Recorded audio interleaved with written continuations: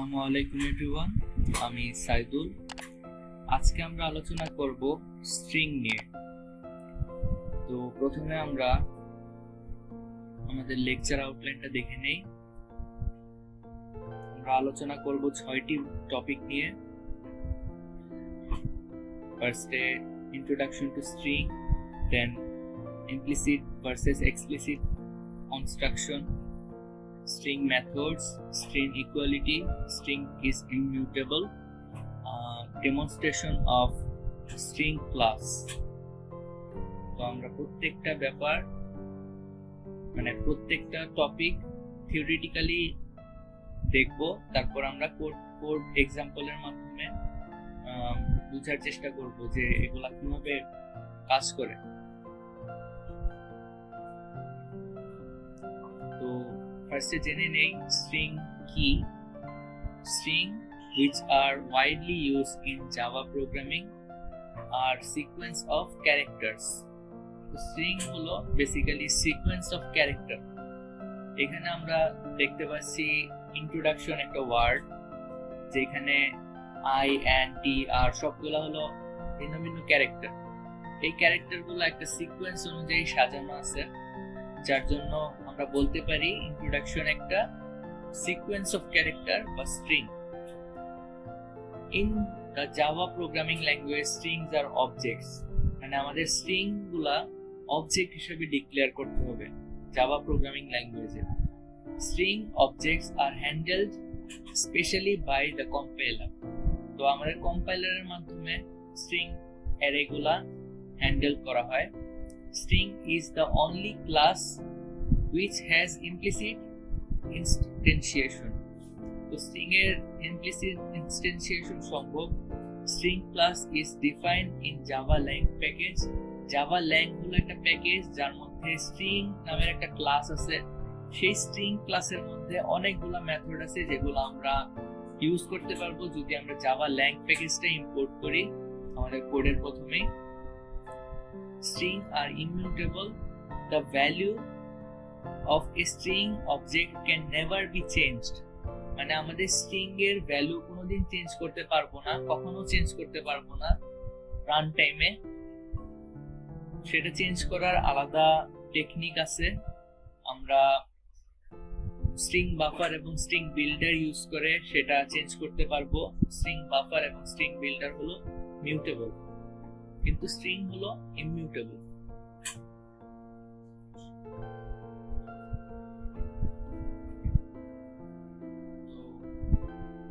আমরা আস্তে আস্তে সবগুলা ব্যাপারই দেখব।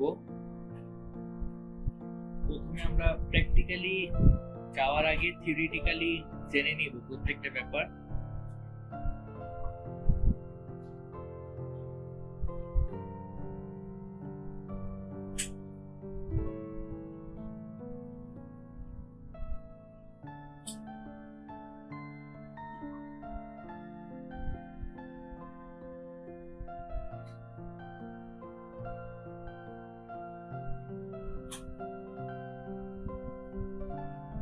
স্ট্রিং অবজেক্ট কিভাবে ক্রিয়েট করতে হয়।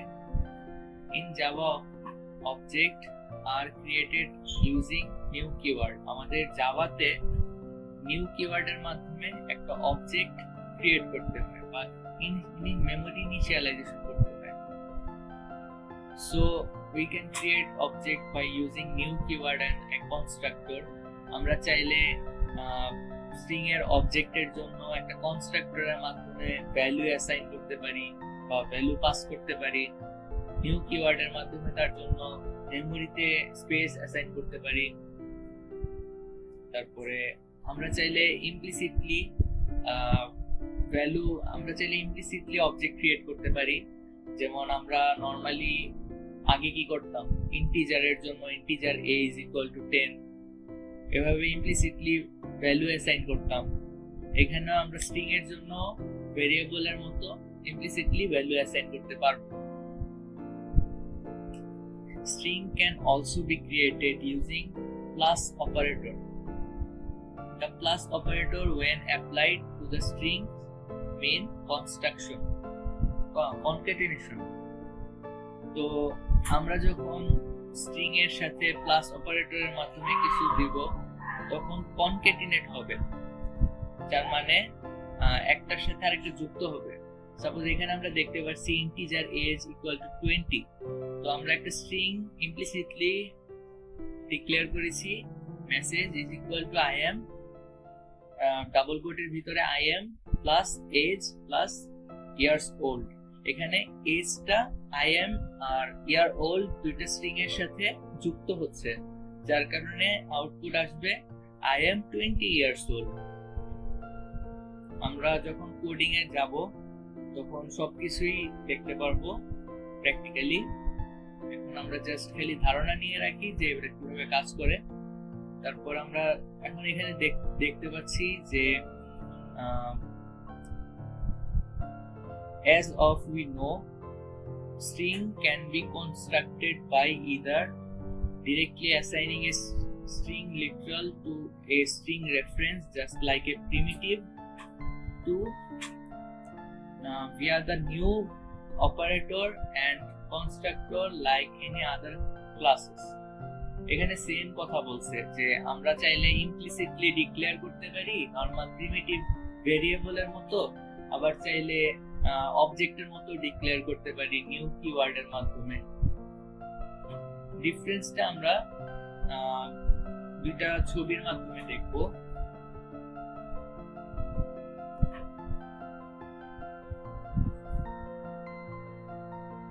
যে এক্সাম্পল আমরা দেখতে পাচ্ছি দুইটা পিকচার।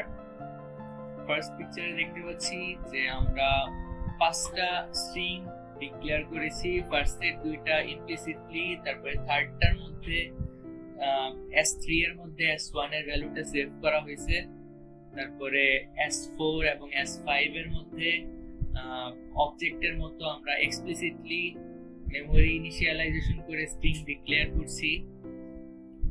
এখানে আমরা লক্ষ্য করতে পারি ডান পাশের পিকচারে যে স্ট্রিং 1 মানে S1, S2 এবং S3 এর জন্য সেম মেমরি অ্যাসাইন হচ্ছে, মানে মেমরিতে একটা স্পেসের মধ্যেই সবগুলা মানে S1 থেকে S3 পর্যন্ত যতগুলো অবজেক্ট বা স্ট্রিং আছে সেগুলো সেভ হচ্ছে। আর S4 এবং S5 এর জন্য আলাদা আলাদা মেমরি অ্যাসাইন হবে, মানে দুইটা আলাদা আলাদা মেমরিতে আলাদা আলাদা জায়গায় সেভ হবে। বেসিক্যালি স্ট্রিং 4 এবং স্ট্রিং 5 হিপ মেমরিতে সেভ হবে।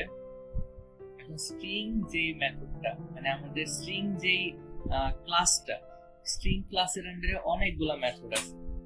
তো লেন্থ একটা মেথড, এই লেন্থ মেথডের মাধ্যমে স্ট্রিং এর লেন্থ বের করা যায়। ক্যারেক্টার অ্যাড মেথডের মাধ্যমে কোনো একটা ক্যারেক্টার কোন একটা স্ট্রিং এর মধ্যে কত নাম্বার ইন্ডেক্সে আছে সেটা আমরা জানতে পারি। সাপোজ স্ট্রিং মেথডস একটা স্ট্রিং, হেডলাইনটা আমরা দেখতে পাচ্ছি স্ট্রিং মেথডস, এটা একটা স্ট্রিং। তো এইটার মধ্যে সাপোজ জিটা কত নাম্বার ইন্ডেক্সে সেভ আছে, 0 1 2 3 4 5, জিটা সেভ আছে 5 নাম্বার ইন্ডেক্সে, তো সেটা আমরা দেখতে পারবো। ইকুয়ালস মেথডের মাধ্যমে আমরা দেখতে পারবো যে দুইটা স্ট্রিং আলাদা আলাদা জায়গায় মেমরি অ্যাসাইন করলে সেই দুইটার মধ্যে ম্যাচ হয় নাকি সেটা আমরা বুঝতে পারবো ইকুয়ালস মেথডের মাধ্যমে। কম্পেয়ার টু মেথডের মাধ্যমে আমরা দুইটা স্ট্রিং কম্পেয়ার করে দেখতে পারবো কেমন ম্যাচ হয় কেমন মিসম্যাচ হয়। ইন্ডেক্স অফ এর মাধ্যমে আমরা কোন একটা ক্যারেক্টার কত নাম্বার ইন্ডেক্সে আছে, suppose return the index of specified string or character, কোন একটা স্ট্রিং বা ক্যারেক্টারের ইন্ডেক্সটা আমরা জানতে পারবো। সাবস্ট্রিং এর মাধ্যমে আমরা কোন একটা স্ট্রিং এর কোন একটা ইন্ডেক্স থেকে আরেক ইন্ডেক্স পর্যন্ত, মানে একটা স্টার্টিং ইন্ডেক্স থেকে একটা ফিনিশিং ইন্ডেক্স পর্যন্ত কি আছে তা আমরা জানতে পারবো। সাপোজ স্ট্রিং মেথডস একটা স্ট্রিং, তো এখানে আমি 2 নাম্বার ইন্ডেক্স থেকে 5 নাম্বার ইন্ডেক্স পর্যন্ত কি আছে তা জানতে চাই। তো 2 নাম্বার ইন্ডেক্সে আছে আর এর পরে আছে ing, 5 নাম্বার ইন্ডেক্সে স্পেস। তো 2 নাম্বার ইন্ডেক্স থেকে 5 নাম্বার ইন্ডেক্সে আছে রিং, শুধু রিং প্রিন্ট হবে। তো স্পেসটা প্রিন্ট হলো আমরা দেখতে পারবো না। আমরা কোডিং এর পার্টে যখন যাব তখন আস্তে আস্তে মানে একটা একটা করে সবগুলা মেথডই ইউজ করে দেখবো যে কিভাবে কোনটা কাজ করে।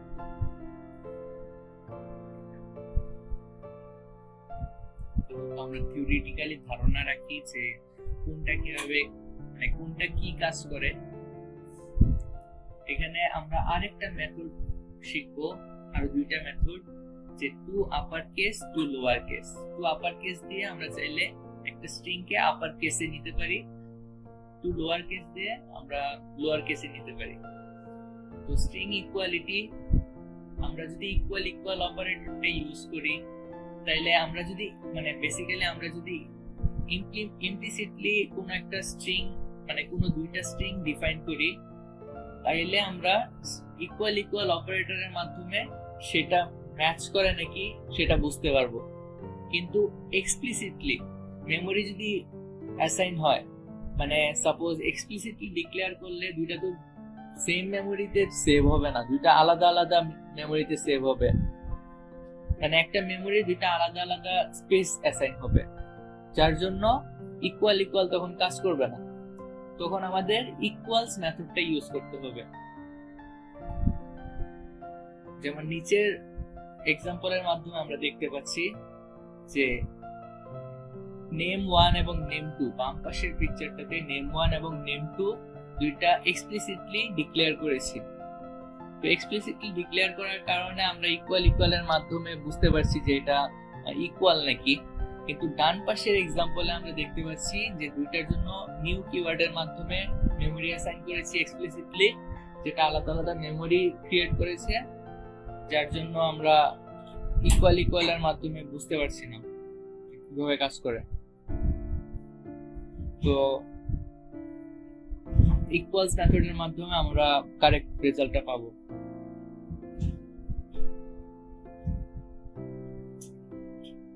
এখানে name1 ডট ইকুয়ালস name2 এর আউটপুট আসবে ট্রু, কারণ এটা কম্পেয়ার করতে পারছি।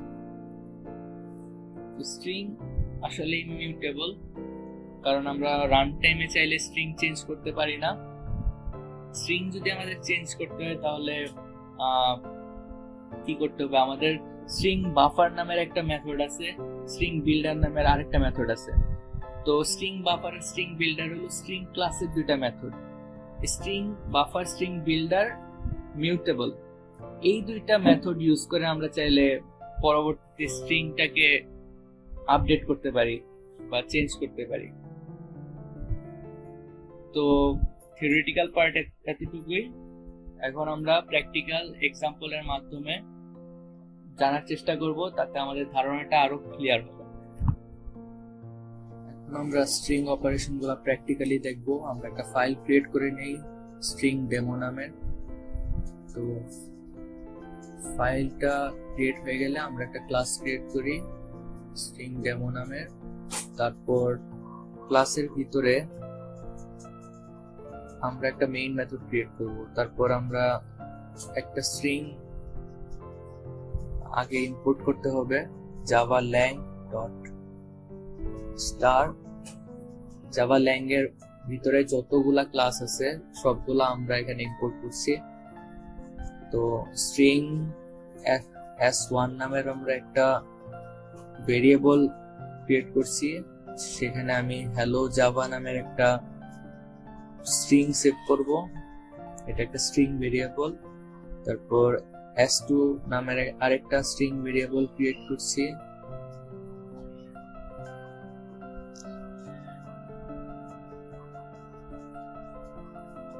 বলতে গেলে এগুলা স্ট্রিং অবজেক্ট, মানে স্ট্রিং একটা ক্লাস। এই স্ট্রিং ক্লাসের জন্য আমরা বিভিন্ন অবজেক্ট ক্রিয়েট করছি এখানে। তো আমরা আমাদের ইচ্ছা মতো অবজেক্ট ক্রিয়েট করে নিতে পারি। আমি আপনাদের কিছু উদাহরণ দেখানোর জন্য এরকম অনেকগুলা স্ট্রিং অবজেক্ট ক্রিয়েট করছি।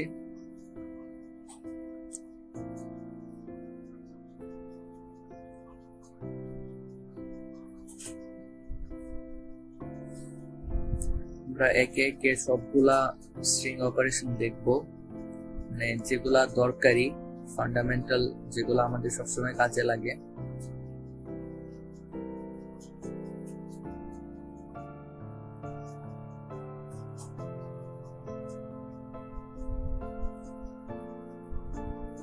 এখানে আমি আপার কেস লোয়ার কেস মিলায়ে একটা স্ট্রিং লিখছি। এটা কেন লিখেছি আমরা দেখব।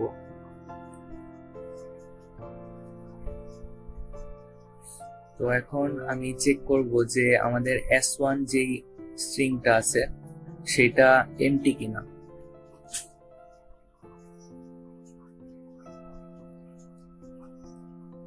তো এটা চেক করার জন্য আমি সিস্টেম আউট println লিখে নেই, তারপর এখানে লিখবো s1 ডট is empty নামের একটা মেথড আছে, সেটা আমরা কল করছি। আমরা চেক করব যে s1 যে অবজেক্টটা আছে, s1 অবজেক্টে যে স্ট্রিংটা আছে সেই স্ট্রিংটা আসলে ভ্যালিড কিনা। তো আমরা প্রোগ্রামটা রান করে দেখি।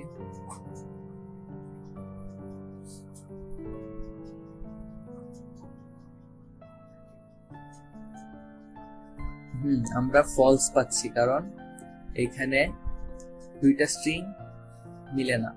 s1 এ আছে হ্যালো জাভা, আর এটা এমটি না। অ্যাকচুয়ালি এখানে আমরা দেখতে চাচ্ছিলাম এটা এমটি কিনা, ফলস আসছে কারণ এখানে আমাদের ভ্যালু আছে, ভ্যালু অ্যাসাইন করা আছে। এখন আমরা দেখছি s2 এর জন্য এটা এমটি, কারণ এখানে কোনো ভ্যালু অ্যাসাইন করা নেই।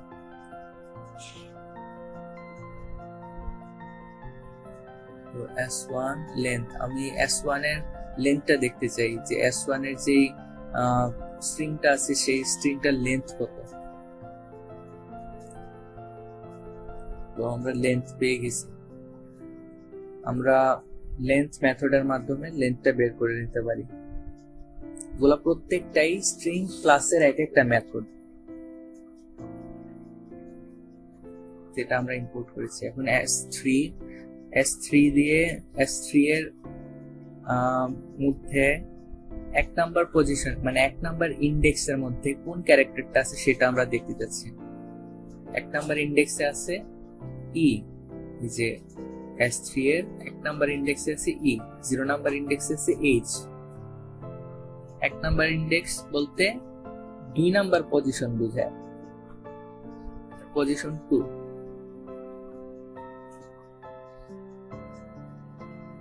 তারপরে আমরা দেখব যে কিভাবে s1 এর সাথে s3 টা কনক্যাট করা যায়, কনক্যাটিনেশন করা যায়। তো কনক্যাট মেথডের মাধ্যমে আমরা এটা করতে পারি। s1 এর সাথে s3 এর স্ট্রিং দুইটা কনক্যাট করব। তো দেখি, হ্যাঁ কনক্যাট হয়ে গেছে, একটার সাথে আরেকটা যুক্ত হয়ে গেছে। কনক্যাটিনেশন মানে একটার সাথে আরেকটা যুক্ত করা। তো আমরা যদি এখন এটা আগে স্পেস দেই, এখন সুন্দরভাবে প্রিন্ট হচ্ছে।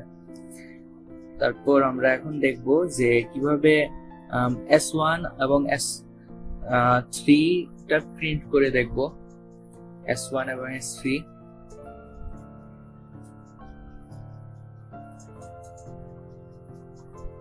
এখন দুটা প্রিন্ট হবে, কিন্তু এখন আমি একটা কন্ডিশন বসাচ্ছি যে s3 এবং s5 এই দুইটা সমান কিনা আমরা দেখতে যাচ্ছি, এই দুইটা স্ট্রিং এর ভ্যালু সেম কিনা।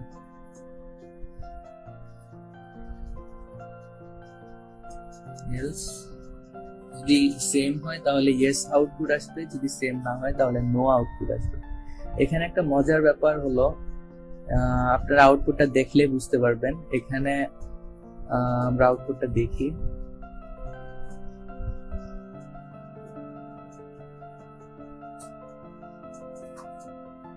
এখানে হ্যালো, এখানেও হ্যালো, দুই জায়গায় কিন্তু সেম স্ট্রিং আছে, কিন্তু তবুও আমাদের আউটপুট নো আসতেছে কেন?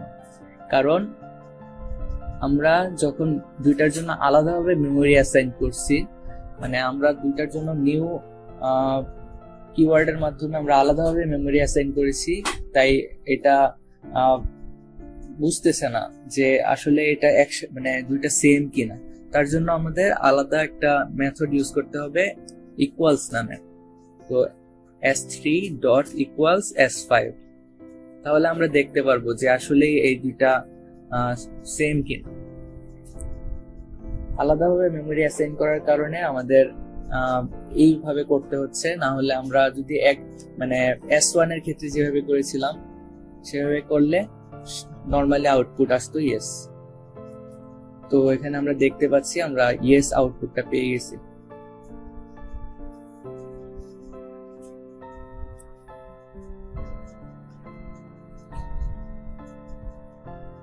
তো এখন s8 নামের আরেকটা অবজেক্ট ক্রিয়েট করে নিচ্ছি, যার মধ্যে আমি সাবস্ট্রিং করব। সাবস্ট্রিং বলতে আমরা 2 নাম্বার ইন্ডেক্স থেকে 7 নাম্বার ইন্ডেক্স পর্যন্ত যেই ক্যারেক্টার গুলো আছে সেই ক্যারেক্টার গুলো আমরা প্রিন্ট করার চেষ্টা করব। যেই ক্যারেক্টার গুলো আছে সেই ক্যারেক্টার গুলা s8 এর মধ্যে সেভ হবে, মানে s8 যেই অবজেক্টটা আমরা ক্রিয়েট করেছি।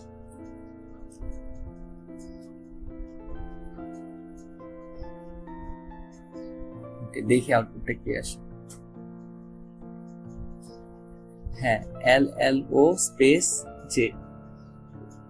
তো s8 এর মধ্যে s1 এর 2 নাম্বার ইন্ডেক্স থেকে 1 2 3 4 5 6 7 8, তো 2 নাম্বার ইন্ডেক্স বলতে LLO space J 7 number index পর্যন্ত সবগুলা ভ্যালু প্রিন্ট হয়েছে।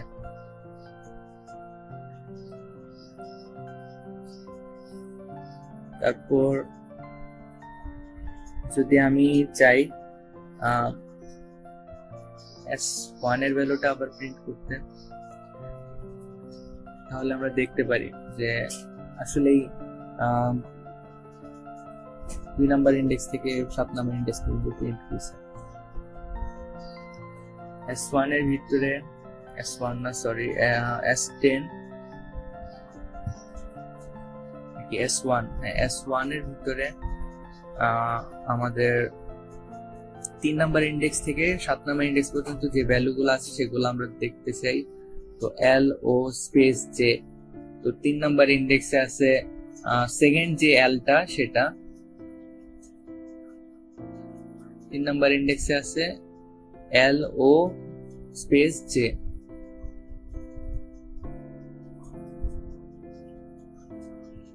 ওকে, এখন আমরা S9 নামের আরেকটা অবজেক্ট ক্রিয়েট করব,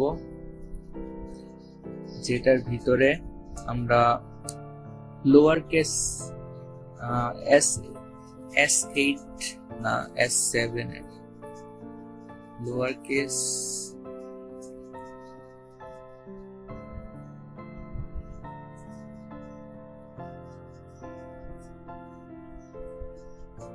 S9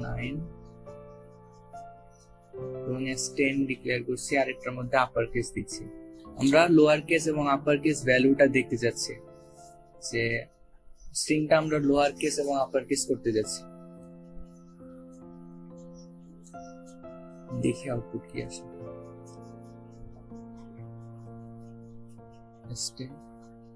ওকে, হ্যাঁ লোয়ার কেস আর আপার কেস পেয়েছি, কিন্তু এইটা দিয়ে আমাদের বুঝতে একটু অসুবিধা হচ্ছে। আমরা যে lower case upper case mix করে একটা স্ট্রিং বানাইছিলাম S7 এ, সেই S7টা দিয়ে আমরা দেখি যে আসলে কি আউটপুট আসে। হ্যাঁ, সবগুলা লোয়ার কেস সবগুলা আপার কেস।